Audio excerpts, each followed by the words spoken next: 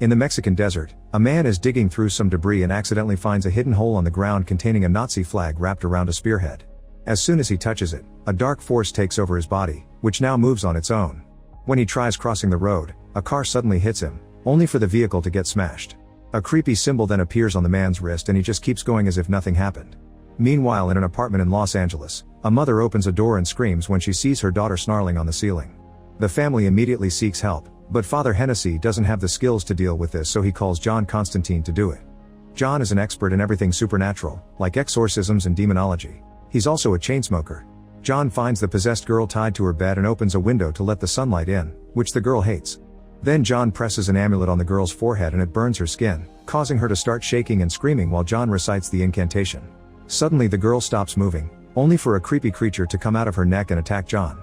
He immediately punches it to send it back. Then John asks the family for a mirror, which is held above the girl while he smashes a window and asks his apprentice Chaz to move the car. Once the mirror is tied to a pulley, he tells the others to close their eyes, but one man takes a peek and starts screaming as his hair turns gray. Struggling against the girl, John forces the demon in her to look up and the mirror quickly removes the creature from her body, trapping it. As the demon tries to break the mirror, John puts all his weight on the rope to push it out, causing it to land on the car and break into a million pieces. On his way out, John sees a drawing of the legendary Spear of Destiny that killed Jesus and steals it, unaware that someone is watching from above while playing with a coin.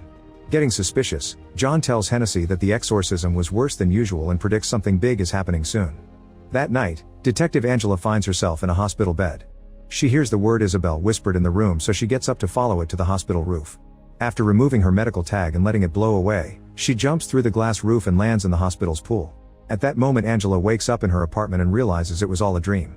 The next day, Angela is called to the hospital to investigate a case and is devastated to learn that last night she had a vision. The dead person is her twin sister Isabel, and she died exactly as she dreamed it. Isabel had been admitted to the hospital as a mental patient, but Angela knew her sister well and refuses to believe she self-deleted. At the same time in Mexico, the guy with the spear makes a super jump to cross the border, causing all animals nearby to instantly die. In the meantime, John finds himself throwing up blood, so he goes to the doctor. Sadly, he receives terrible news. All his smoking has caused lung cancer and he doesn't have much time left. Later at home, John is visited by Beeman, who brings a bunch of supernatural items for John to use in his missions, including a gun that shoots dragon breath. John tells Beeman about the demon that tried to escape into the human realm, which isn't supposed to happen because demons can only possess, so Beeman promises to research the matter. Afterward, John goes to a church where she runs into Angela and they have a brief argument over who arrived first. Angela talks to a priest because she wants to give Isabel a Catholic funeral, but the priest refuses because Isabel self-deleted and that's a mortal sin. At the same time, John finds half-breed angel Gabriel and notices his wings, which only humans with certain powers can see. John asks Gabriel if God can extend his life, but Gabriel just laughs, thinking that John's determination to get into heaven is a lost cause.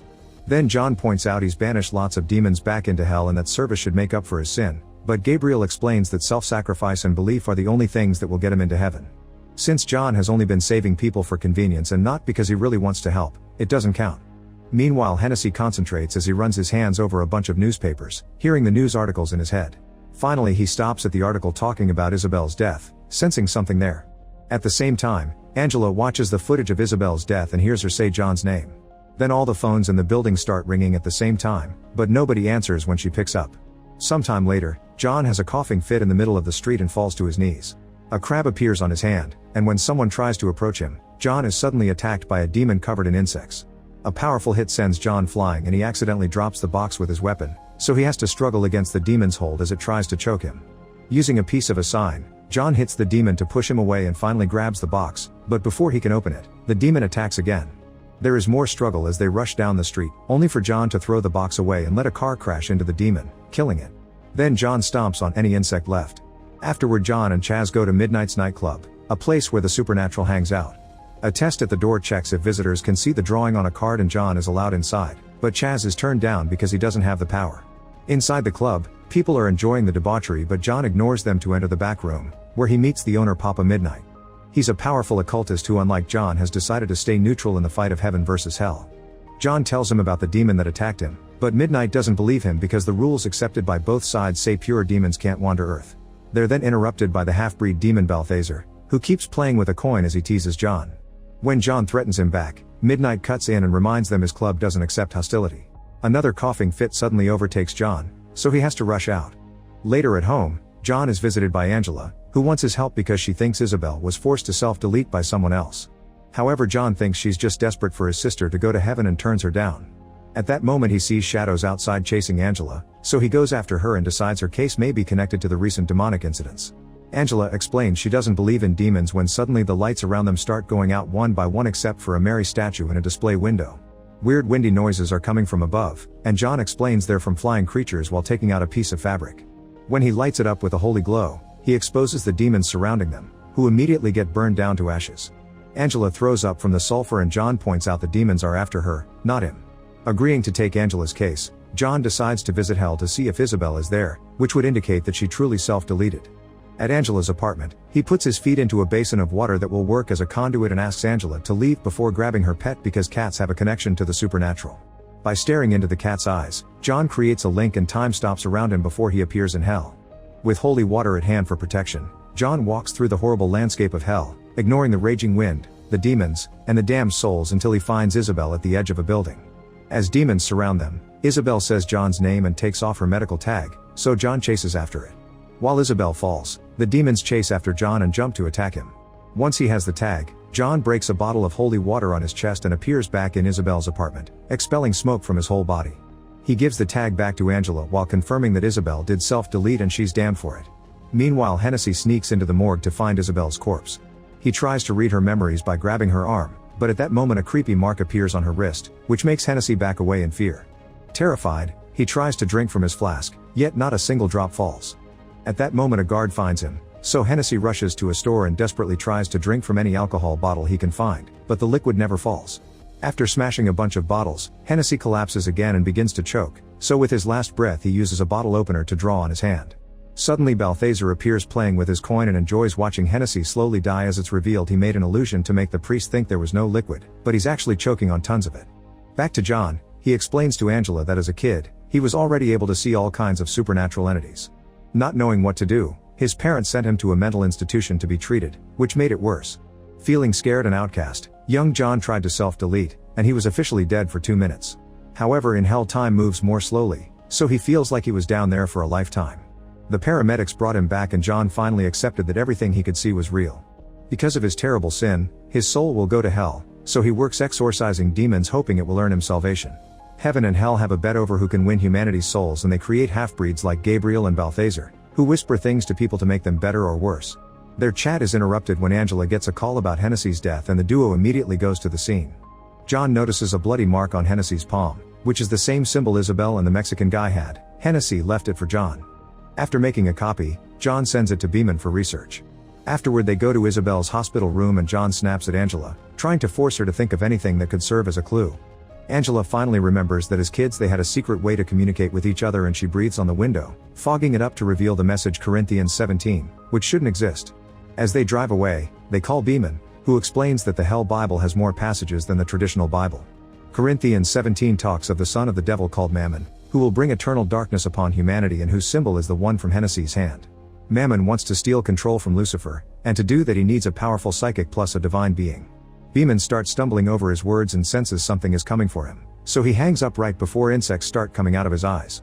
Worried, John and Angela rush to check on Beeman, but it's too late. They find him dead and covered in insects. In the meantime, the man carrying the spearhead steals a car and starts driving toward Los Angeles. Back to Angela, she finally admits to John that she and Isabel used to see things as kids too. However, when Isabel was treated for mental illness, Angela started to deny it, and eventually she stopped seeing things. Now she feels like she abandoned Isabel, so she asks John to help her see again. John agrees and fills a bathtub with water, then he makes Angela lie in it. He holds her down even when she starts running out of breath, and Angela struggles against him to no avail. When she finally drowns, time slows down, only to come back to normal in a second. This is enough time for Angela to have visited hell and get her power back. Suddenly she senses something and rushes to Beeman's office, where she finds Balthazar's coin. Moments later, Balthazar is looking at himself in the mirror in his office, which starts bubbling up. Suddenly the dragon's breath destroys the mirror and sends Balthazar flying, but the fire doesn't hurt him. Then John hits him with holy water, which does burn the demon's face, causing Balthazar to tackle him against the wall to choke him. The attack makes John drop the dragon's breath, but he pulls out brass knuckles engraved with crosses and uses them to start beating up Balthazar, pushing him onto the table. Then he stands over Balthazar with a Bible in hand, threatening to bless him instead of exorcising him so his soul would go to heaven. Terrified, Balthazar explains that Mammon needs the Spear of Destiny to come to the human realm.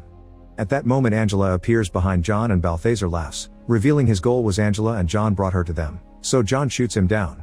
After the duo leaves, a mysterious figure appears over Balthazar. The demon asks to be revived because he completed his mission, but the other being just watches him disintegrate. On their way out, Angela realizes that Isabel self-deleted so the demons wouldn't use her to bring Mammon, and now she's dead they want to use Angela instead. Suddenly she starts feeling weird and something pulls her through the elevator door and dozens of walls. John jumps through the holes to follow her, but Angela is then dragged away through the sky out of his reach. A desperate John rushes to the club and shoots the back door to demand the chair, so Midnight responds by using magic to pin him against the wall. Wriggling in pain, John explains that nobody is following the rules anymore and Midnight finally agrees to help. In the artifact storage, they retrieve a chair used for capital punishment. John takes off his shoes and after wetting the floor, Midnight electrocutes him with a bulb. This triggers a vision that shows John the man with the spear heading to the hospital, where tons of demons possessing humans are currently gathering. A demon tries to attack John, but Midnight quickly pulls him out. Afterward, Chaz prepares special bullets for John and surprises him with a plan. Meanwhile Angela is dropped at the hospital pool and finds the man with the spearhead. She shoots him until she runs out of bullets, but they have no effect and the guy drags her underwater. Moments later, John and Chaz arrive at the hospital too. Chaz goes to the water tank to bless it with a holy cross while John finds the demons, putting a lighter near the fire alarm to activate the sprinkles. Holy water starts raining in the room and the demons are weakened, so John starts shooting them to kill them all.